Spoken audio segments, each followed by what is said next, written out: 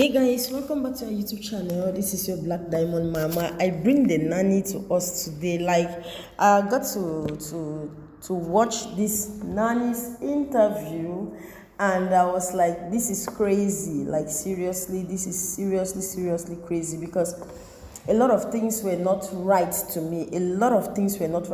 And I just felt like this was not actually a nanny. It was someone who saw an opportunity to be beside a man she has been crushing on. Let me put it that way. She has been crushing on, because this life is so full of jealousy. It's so full of envy, and people will go to the highest level. People can just do a lot of evil things just to make you unhappy, or just to take your joy away from you, or to take something that belongs to you. They don't care. We don't care about anybody. All we care about is about ourselves. And if we are going to be happy about something, we don't care if you're going to die. We don't care how it's going to hurt you. We don't care. Now, following up this nanny's interview, it was actually, her mother is actually a fan to Korra, right?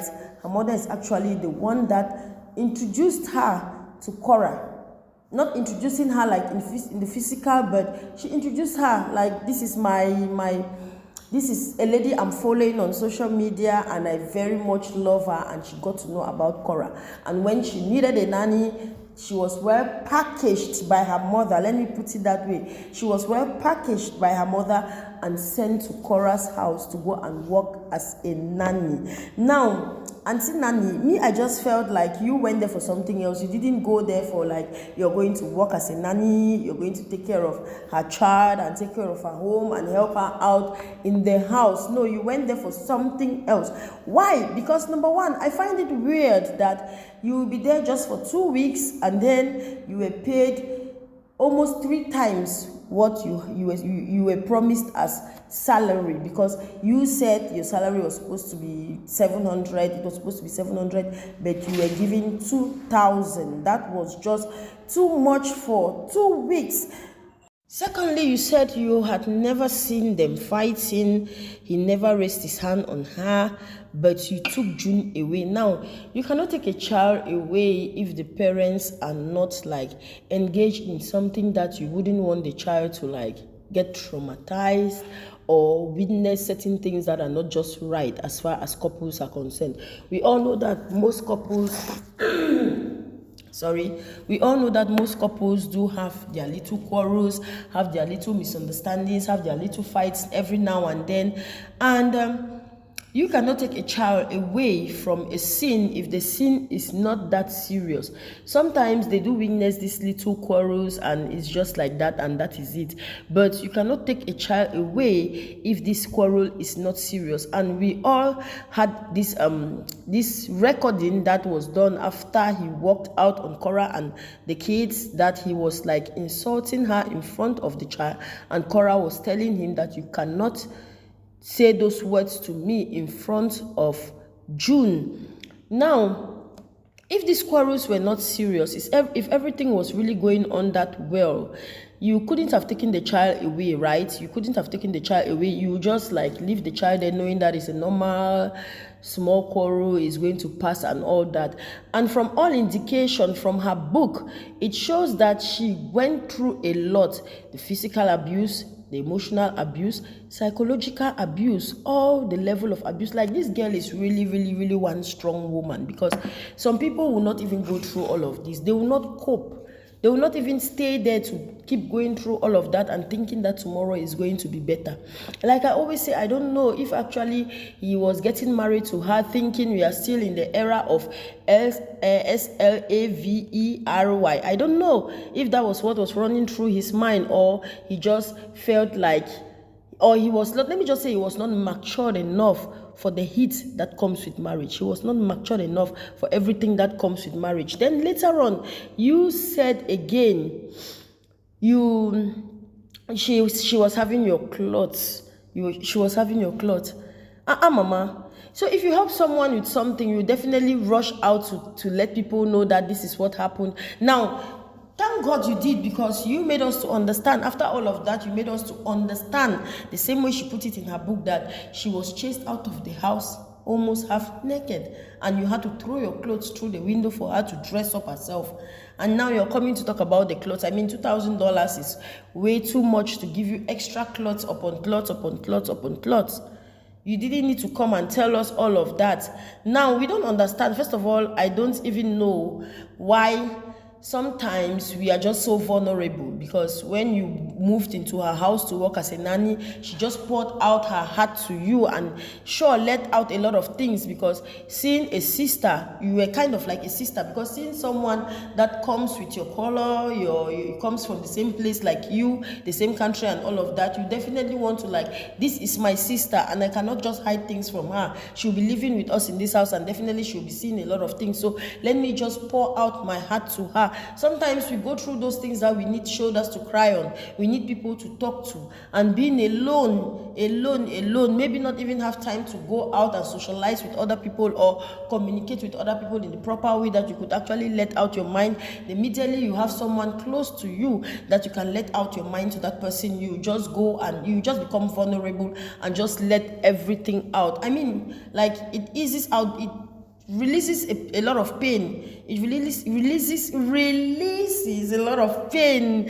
I don't know why sometimes I'll just go mix, my tongue will just go mix up, you know what I'm saying. Now, it takes out that pain like for a while, because they say a problem shared is a problem half solved. At least you get a little bit relaxed about it and like, okay, I've shared it with somebody, at least I've let it off my chest. Now, she needs healing. She needs healing. Why does she need healing if she was not abused? Why does she need healing if she was in a perfect marriage? Anyways, there is no perfect marriage. But why does she need healing if everything was going on well and it was just some normal quarrels, some normal misunderstandings, some normal things like that? Why does she need help? Why does she need healing if everything was just so right? There is something you're not saying, There's something you're not saying. And the day she left, she ran out of her house in that situation. You stayed. You stayed. Why did you stay? Was it your house? It was not your house, so why were you staying? You were definitely supposed to like, oh my God, if she's going, I'll follow her. She needs me. She needs help. I'll go with her and see how I can help her. The child can stay with the father. It is her father. She can stay with the father and let me go. But you stayed, and when she came, you were asking her if he asked you to come back to the house. Hello, Auntie Nanny.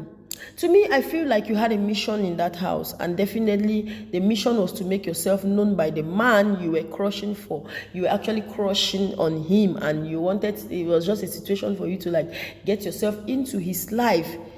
For that 2 weeks you claim you were there, to get yourself into his life, and then after that you move out with the communication, the contact, everything that you needed. Now, it was just for 2 weeks, but we realized that you had a lot until you're having Korra's father's number.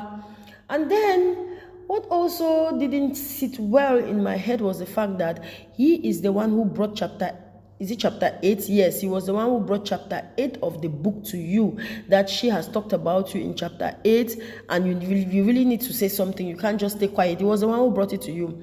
Meaning, after that 2 weeks you left, you stayed in communication. You stayed in communication. Are you the mystery woman? Are you one of the reason that her home, even if they struggled to like build this home back together, it could not go back together because you were already in the picture and you were doing something silly? Are you the cause of this separation? Because I feel like right now, if you are still in communication and he is like instructing you, because he was the one who brought it to you, that chapter 8, she has said a lot of things about you. I don't know why our doctor man, why have you not come out to debunk those things? You're saying that you're suing her. Now we are so tired of this, your court thing, that she keeps winning. From this particular video we have at the background, you can definitely see that she was just so happy. She had her divorce papers and she was going to change her name. She was just so happy. She's free. I mean, you have taken her to court 3 times and she has won 3 times. Even if she will not win everything she wants, but 80% is on her favor. She keeps getting better. Things keep getting better. Like, this girl is so smart. She is so smart and God is strongly behind her. So I don't know why you should keep fighting her. I commented in one of the videos, I said, one of your videos, I said, can you just let her be for the sake of the kids? Because we are on social media and everything you keep pressing on, every time you keep pressing on, you keep looking for trouble, you keep suing her and all of that.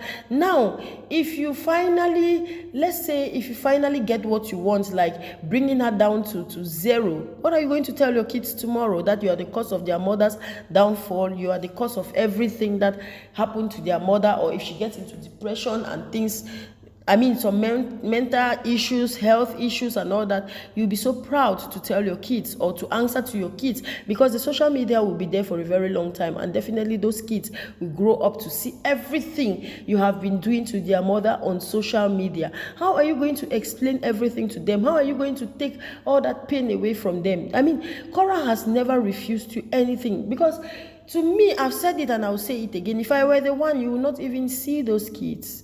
You will not see them, because you abandoned them when they needed you most. You abandoned a 2 days old baby, or 3 days old baby, or 4 day old baby. You abandoned that baby and you're struggling to get custody. You should have stayed there and fight for the custody of the child, knowing that you are there close to them, working with them, that maybe it could have favored you somehow. And you cannot fight someone that God has already blessed. You cannot fight someone that God has already favored. You cannot. You keep struggling to fight her, but there is no way you're succeeding. Now she has her book out, and Korra was so excited this morning as she was going to grant the interview to those who have read her book. Now this girl is so smart.